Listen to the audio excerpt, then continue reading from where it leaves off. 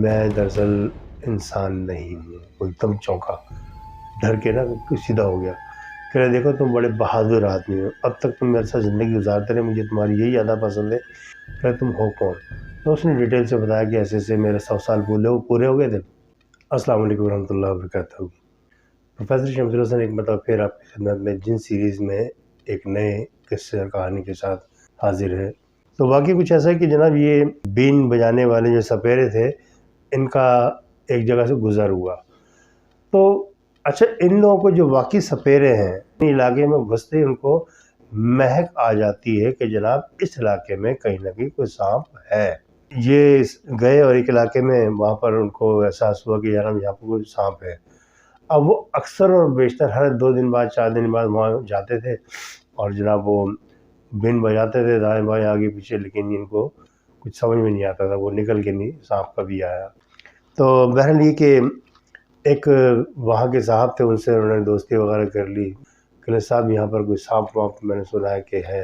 कहते हैं नहीं-नहीं जनाब, यहाँ साँप कहाँ, ये तो आबादी है, यहाँ साँप का तो मैंने कभी नहीं सुना। कहे नज़र में रखना अगर कोई हो तो, अगर ऐसा हुआ तो मुझे बताना। कहले ठीक है।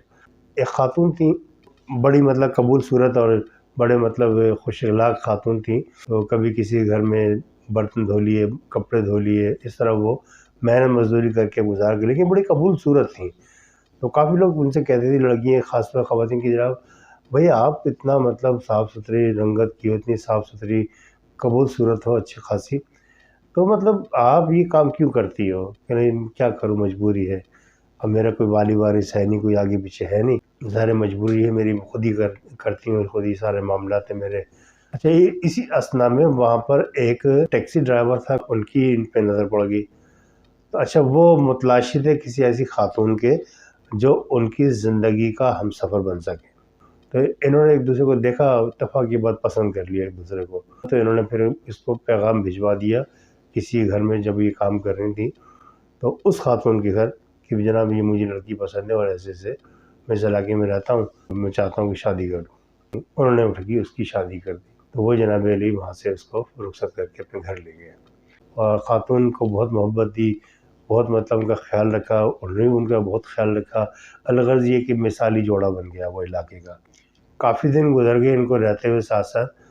तो एक दिन ये जनाब रात को सो के उठे, तो इन्होंने देखा कि इनकी खातून बिस्तर पे नहीं है। कहले हो सकता है कोई हाजत के लिए गई है वॉशरूम वग़ैरह। तो थोड़ी देर गुज़र गई, इनकी आँख लग गई दोबारा। बहरहाल काफ़ी देर के बाद दोबारा जब आँख खुली, देखा एज़ यूजुअल बिस्तर पे कोई भी नहीं। ये बड़ा हैरान हुए। अब इन्होंने वहीं से लेटे-लेटे आवाज़ दी, फिर भी कहाँ हो आप? आवाज़ दी तो उनको कोई जवाब नहीं मिला। थोड़ी देर वेट किया, जब देखा कि नहीं आई तो ये उठे और घबरा के मतलब दरवाज़ा खोला, बाहर का देखा तो बाहर का दरवाज़ा खुला हुआ था और यानी सहन का। तो अब वो जो सहन से बाहर निकले, मेन जो दरवाज़ा था वो कुंडी लगी हुई थी। अब घर के चारों तरफ देखा, उनकी समझ में ना आया कि कहाँ गई। तो उलझे हुए कुछ थोड़ा-सा आवाज़ें दी, ये वापस आए तो ये अपने बिस्तर पे लेटी हुई। ये बड़ा हैरान कि यार ये कहाँ से आ गई? अभी तो मैं निकल गई यहाँ से। तो उसने जगाया तो कहले हाँ, हाँ, अरे अभी तो मैं लेटी हूँ, आप तो बाथरूम गए थे ना, कहाँ गए थे आप? कहले हाँ, मैं बाथरूम गया था, लेकिन मैं तो आपको तलाश करने गई, आप पता नहीं कहाँ गायब हो गई थी। कह रहे नहीं, मेरी कुछ तबीयत में थोड़ी-सी वो हो रही थी, मैं ज़रा थोड़ी फ्रेश हवा के लिए बाहर निकल गई थी कवर्ड एरिया में। अच्छा जी। अलग़र्ज़ ये कि 2-3 साल 4 साल वो साथ रहे और वो उनकी माशाल्लाह 2 बच्चे छोटे-छोटे और जनाब अली वो छोटी-सी फैमिली खुशहाल। अच्छा, ये कभी-कभी रात को ऐसे गायब हो जाती थी, तो ये टैक्सी ड्राइवर जो शमीम साहब थे, ये बड़े परेशान रहते थे कभी-कभी, ये कहाँ चली जाती है? लेकिन चूँकि कभी कोई नुकसान नहीं हुआ, कोई कोई शिकायत नहीं थी इनको इनसे, तो मुतमईन थे अपनी ज़िंदगी से। एक दिन क्या हुआ कि वो सपेरा वो दोबारा आया। वो बीन बजाई जो इसने, तो ये खातून इत्तेफ़ाक की बात है अपने बच्चों में उलझी हुई थी। तो इनको पता नहीं अजीब-सी कैफ़ियत इन पे तारी हो गई बीन की आवाज़ सुनकर। जब इनकी जो कैफ़ियत बदली बीन की आवाज़ सुन के, तो ये थोड़ा-सा मतलब कुछ थोड़ी-सी अनकम्फ़र्टेबल फ़ील करने लगी और कुछ मधोश-मधोश सी होने लगी। ये काफ़ी देर मतलब इनको ये कैफ़ियत रही और ये एकदम गिरीं और बेहोश। तो बच्चे उनसे वो इतने बड़े नहीं थे कि इतना सेंस रखते हो बाहर जाके किसी को बुला लेते। वो रोने लग गए। बच्चे जो रोए ना, तो बच्चों की रोने की आवाज़ से एकदम वो हड़बड़ा के दोबारा उनको होश आया। तो बहरहाल इन्होंने क्या किया, दरवाज़ा जो कमरे का वो बंद किया। योजना बच्चों में उलझ गई, बिल्कुल ध्यान नहीं दे रही थी बीन की तरफ। इतनी देर में बीन की आवाज़ बंद हो गई। तो अब ये 3-4 दिन गुज़रे होंगे, दोबारा ही आ गया सपेरा। उसको उसको शक था कि जनाब इस इलाके में साँप है। अब ये कैफ़ियत दोबारा इनके साथ हुई जब ये बीन बजाई, ये आ गए। दिन के वक़्त भी इत्तेफ़ाक की बात, बच्चों को नानी घर छोड़ के आई थी, वही जो जिनके यहाँ शादी हुई थी, वो नानी कहलवाती थी उनको, क्योंकि ज़ाहिर उनकी बड़ी थी वो। ये बड़ी एकदम कैफ़ियत में आई जनाब, झूमते-झूमते एकदम ये साँप की शक्ल इख्तियार कर गई। जैसे ही नागिन बनी और उसके बाद ये कमरे में भागती फिरी इधर से उधर, इधर से उधर। अब ये बार-बार दरवाज़े की तरफ जाए लेकिन दरवाज़ा ना खोले। उसके ज़हन में ये था कि जनाब मैं दरवाज़ा खोलूँगी और मेरी मौत आएगी, क्योंकि बीन सिर्फ़ उसी के लिए बजाई जा रही थी। वो दरअसल एक ऐसा नाग थी जो आम तौर पे 100 साल पूरे जब हो जाते हैं उनके, तो उसके बाद चाहे तो वो नाग की शक्ल में, चाहे तो इंसानी शक्ल में वो रह सकते हैं दुनिया में। तो ये बड़ा कीमती साँप होता है। ये आम साँप नहीं होता कि जगह-जगह मिल जाए। उस नस्ल की थी वो नागिन, और जब बीन बजी तो उसकी हालत गैर हुई थी। बहुत देर तक बीन बजाते-बजाते बहरहाल थक गया, उसने बीन बंद कर दी। जब 5-5, 6-6 साल के बच्चे हो चुके थे, तो ये मामला उस वक़्त तक चलते रहे और वो भी मुसलसल आता रहा। उसको उम्मीद थी कि एक न एक दिन मैं कामयाब हो जाऊँगा। तो इस उम्मीद पे वो हर दूसरे-तीसरे दिन धमकता था और जनाब बीन बजाता था। और बच्चे फिर क्या करते थे मोहल्ले के, अब वो नहीं समझते कि बीन क्यों बजा रहा है। वो पीछे पड़ जाएंगे, साँप दिखाओ, साँप दिखाओ। वो बेचारे आता था किसी और चक्कर में, वो साँप के चक्कर में डालते बच्चे, तो वो फिर मजबूरन 2-4 पैसे कमाने के खातिर वो साँप दिखाता था। इस अरसे में जो वो उसकी जो वो जस्तजू होती थी वो ठंडी पड़ जाती थी। तो बहरहाल ये चलता रहा सिलसिला। जब 5-6 साल इस बात का हो गए, बच्चे भी समझदार हो गए कुछ थोड़े से, तो इन्होंने क्या किया कि एक दिन बच्चे घर में खेल कूद रहे थे, माँ गई थी किसी काम से बाहर। तो हुआ ये कि वहाँ पर ये बीन वाला तमाशा दिखा रहा था। तमाशा दिखाते-दिखाते आँखें बंद की बीन बजा रहा, बड़े मस्त अंदाज़ में जनाब अली, और एकदम इसको एहसास हुआ कि जैसे वो खुशबू एकदम आई हो। इत्तेफ़ाक की बात, वो खुशबू बहुत ज़्यादा दूर से नहीं आती, करीब से आ रही थी।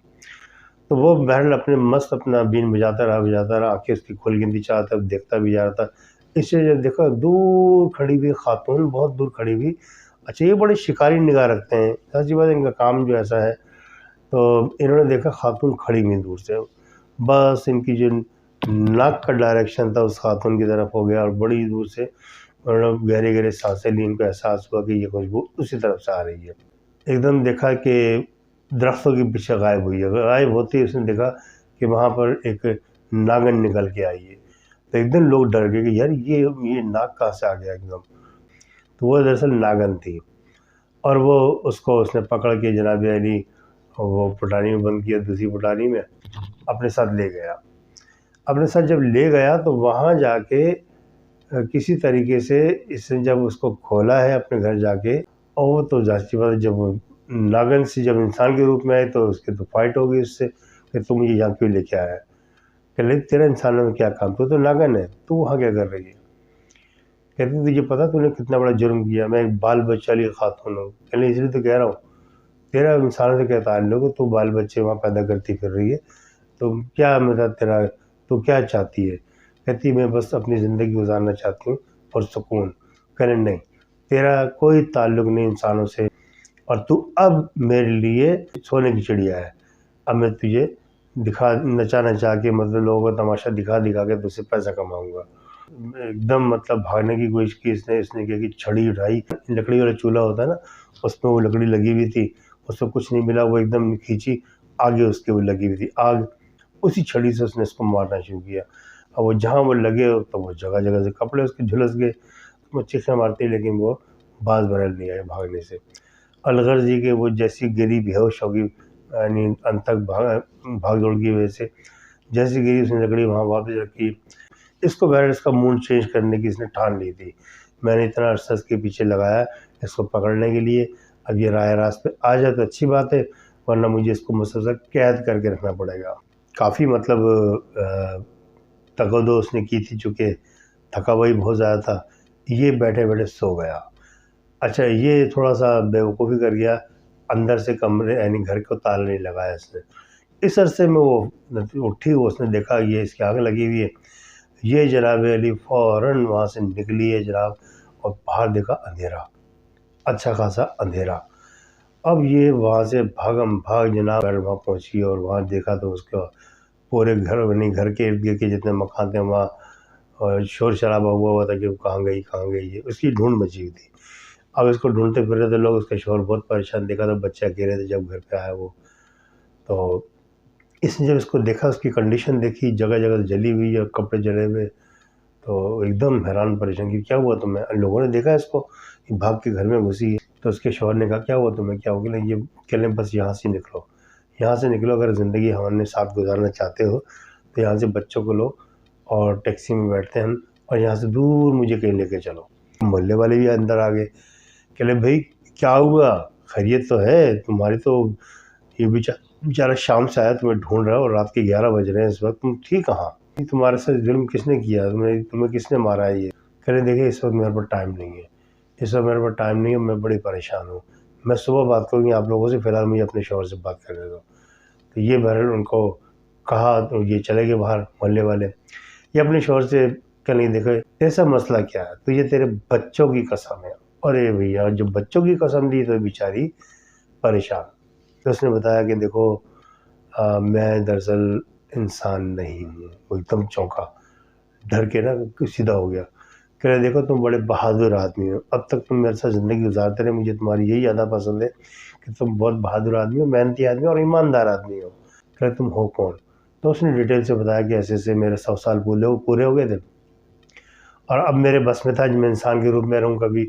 अच्छा, अब जब इंसान के रूप में मैं रहती हूँ, तो मेरे साथ मसला ये कि तकरीबन कुछ अरसे इस तरह गुज़रता है टाइम, 24 घंटे या 48 घंटे जो भी है, तो एक मर्तबा थोड़ी देर के लिए मुझे नागिन का रूप धारना पड़ता है। ये वजह तो मुझे याद होगा, शुरू-शुरू में रात को आप मुझे तलाश करते थे, तो वो टाइम ऐसा होता था, नींद में आप बड़ी शदीद नींद में होते थे, तो मैं बाहर जाके नागिन का रूप धार के मैं इलाके में घूम फिर के वापस आती थी, और फिर औरत बन के आपके साथ सो जाती थी हम।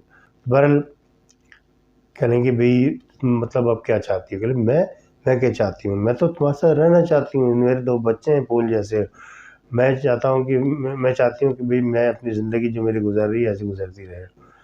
लेकिन ये जो सपेरा है इंसान जिसने मेरे से ये हाल किया है, ये काफ़ी अरसे से मेरे पीछे आ रहा है ये। लेकिन मैं अपने आप को किसी न किसी तरह से बचाती रही और जनाब इतना अरसा गुज़र गया। आज भी इत्तेफ़ाक की बात है, वहाँ से गुज़र रही थी, ये मुझे बीन बजाता हुआ बच्चों के साथ वो तमाशा करता हुआ नज़र आया। बीन की आवाज़ से मैं बेखुद हो गई। अब मुझे भागने की जगह नहीं मिली। मैं जहाँ भी दूर भागने की कोशिश करती थी, वो ऑटोमेटिक उसी तरफ आ जाते थे वापस बीन के करीब। बहरहाल ये कि क्या नाम, मैं इसके चुंगल में आ गई और जनाब उसने मुझे कैद करके अपने घर ले गया। उसने मुझे बहुत मतलब डराया धमकाया, लेकिन जब मैं बाज़ नहीं आई, ज़ाहिर है मुझे तो आपसे मोहब्बत है, बच्चों से मोहब्बत है, मेरी फ़ैमिली है। मैंने उसको बहुत समझाने की कोशिश की, लेकिन वो ज़ालिम बाज़ नहीं आया। उसने मुझे लकड़ियों से मारा, और लकड़ी जलती हुई थी, और मेरा ये हाल किया। कह रहे अब मैं मतलब ये बताओ कि मैं तुम्हें किस तरह सेव कर सकता हूँ? कह रहे यही कि तुम सेव करोगे तो उसको या तो मार दो, ये हो सकता है, जो कत्ल होगा वो नहीं होना चाहिए, या दूसरी बात ये कि वो मुझे लेके चला जाए यहाँ से। अब दूसरी बात ये कि मैं अब चूँकि ज़ाहिर कर चुकी हूँ अपना, हमने मुझे कसम दी है, और हमारी मुसीबत ये है कि जब हम ज़ाहिर हो जाते हैं तो फिर उस इलाके में रहते नहीं हैं। अब तुम लाख मेरे शौहर से, मुझे बच्चे अज़ीज़ हैं, मुझे सब कुछ है, लेकिन चूँकि मैं ज़ाहिर कर चुकी हूँ, अब मेरे लिए मुमकिन नहीं है तुम्हारे साथ यहाँ पर रहना। तो अब मुझे इजाज़त दो। मेरा कभी मूड हुआ करेगा मैं आके बच्चों को देख के चली जाया करूँगी, लेकिन मोहल्ले वालों को नहीं बताना कि ये क्या सिलसिला था। अकेले मोहल्ले वाले तो मुझसे पूछेंगे, बच्चे बड़े होंगे तो फिर मैं उनको क्या बताऊँ, अभी क्या जवाब दूँगा उनको? कह ये कुछ भी नहीं, आप इंसान हो, अशरफुल मखलूक़ात हो, आप सब कुछ कर सकते हो, है ना? दुआ करो अल्लाह ताला से कि मेरे मामलात आसान करे और मुस्तकिल मुझे मतलब इंसान बना दे, तो मेरी जान छूट जाएगी इससे। तो कहने लगे तुम ऐसा करो, तुम इस वक्त दुखी हो और हमारे 2 अदद बच्चे हैं, हम दोनों मिलकर अल्लाह ताला से दुआ करते हैं। तो फ़ौरन उसने वज़ू किया, दोनों ने मुसल्ले बिछाए और जनाब अली, और रात को 10-11 का टाइम था, वो जनाब अली कोई लेके बैठे मुसल्ला और 1-1.5 घंटा मुसलसल बात करते रहे नफली, और ख़ुद उन्होंने जब दुआएं की हैं गिड़गिड़ा के, और लड़की जो थी सब लोग बेहोश हो गई, वो रो रो के। तो बहरहाल जब वो उसको होश आया तो अब वो 24 घंटे उसके तकरीबन पूरे होने वाले थे इंसान की शक्ल में रहते हुए। उसने बोला कि क्योंकि मुझे ज़ाहिर बंदे ने कर दिया था पकड़ने के लिए, तो मुझे बहरहाल ये कि अब टाइम मेरा चेंज हो गया, थोड़ा मुझे वेट करना पड़ेगा। तो बहरहाल उसने बोला कि इस अरसे में तुम दरवाज़ा नहीं खोलना, मुझे बाहर मत जाने देना, 24 घंटे तुमने यहाँ पर मेरे साथ रहना है। 24 घंटे में अगर दोबारा मैं नाक बन गई तो उसका मतलब हमारी दुआएं रंग नहीं लाई, क्योंकि मैंने अल्लाह ताला से दुआ की है कि अल्लाह ताला मुझे सिर्फ इंसान ही बना दे, मैं दोबारा उस दुनिया में जाना नहीं चाहती जहाँ पर मुझे अपने बच्चे भी खोने पड़े और तुम जैसे मोहब्बत करने वाले शौहर से भी मुझे हाथ धोना पड़ जाएंगे, मैं ये नहीं चाहती। तो बहरहाल ये दरवाज़ा बंद किया, घर का अंदर से लॉक लगाया, चाबी जेब में रखी और जनाब घर के अंदर ही 24 घंटे गुजर गए जनाब। और इस अरसे में वो बीन वाला दोबारा आ गया। वो बीन बजाता फिर रहा है, लेकिन ये कि ये कुछ लम्हे के लिए कुछ बेखुदी सी इस पे छाई, लेकिन बहरहाल मुसल्ला बिछाया इसने, इसका इलाज इसके जहन में था, और जनाब सजदे में पढ़ के उसने दुआएं करती रही। घंटा 1.5 घंटा उसने मेहनत की है बीन वाले ने, बहरहाल वहाँ से चला गया वो थक हार कर। इस अरसे में वो बिल्कुल समझ लो कि एक तरह से सजदे में पड़ी दुआएं करती रही, वो नहीं हिली वहाँ से। उसका शौहर दूसरा दरवाजे के करीब खड़ा रहा पहरेदारी के लिए। बहरहाल किस्सा मुख्तसर कि वो जब होश में आई है, मतलब मुझे वो दुआ करके उठी है, तो वो सारे नॉर्मल थे हालात। अब जब 24 घंटे इस वाक़ये को गुज़र चुके थे तो अब ये बेचैनी थोड़ी सी इसको थी, लेकिन बहरहाल ये टहलती रही ज़हन में, उसकी दुआ कबूल हो गई। तो वो बड़े खुश मियाँ बीवी और बच्चों के सर पे हाथ फेरे, कभी वो प्यार कर रही है उनको, कभी चिपटा रही है, कभी लिपटा रही है जनाब। तो कहने अब वो भले कुछ भी करता रहे, अब वो मुझे यानी नागन तो बना ही नहीं सकता अब वो, क्योंकि मेरे अल्लाह ने मुझे इंसान बना दिया है। अब मैं अशरफुल मखलूक़ात हूँ, अब मैं सांप जैसा हकीर कीड़ा नहीं हूँ। तो ये कहानी काफ़ी अर्से से मेरे जहन में भी थी, लेकिन दफ़ा की बात है ये जो साहब जिन्होंने मुझसे ज़िद बहस की तो इस पर मुझे याद आया, मैं कि चलो आज ये कहानी आपसे शेयर करता हूँ। उम्मीद है ये कहानी आप लोगों को पसंद आई होगी। नए व्यूवर्स से मेरी दरख्वास्त है कि वो मेरे चैनल को सब्सक्राइब करें, प्लस जो व्यूवर्स जिनको ये वीडियोस पसंद आती हैं वो लाजमी इसको लाइक करें और शेयर करें। कमेंट्स बहुत इम्पोर्टेंट हैं, कमेंट्स ज़रूर दिया करें ताकि मैं वीडियोस को बेहतर से बेहतर बना सकूं। इसके साथ ही प्रोफेसर शम्स हुसैन को इजाज़त दीजिए। अस्सलामु अलैकुम व रहमतुल्लाहि व बरकातहू।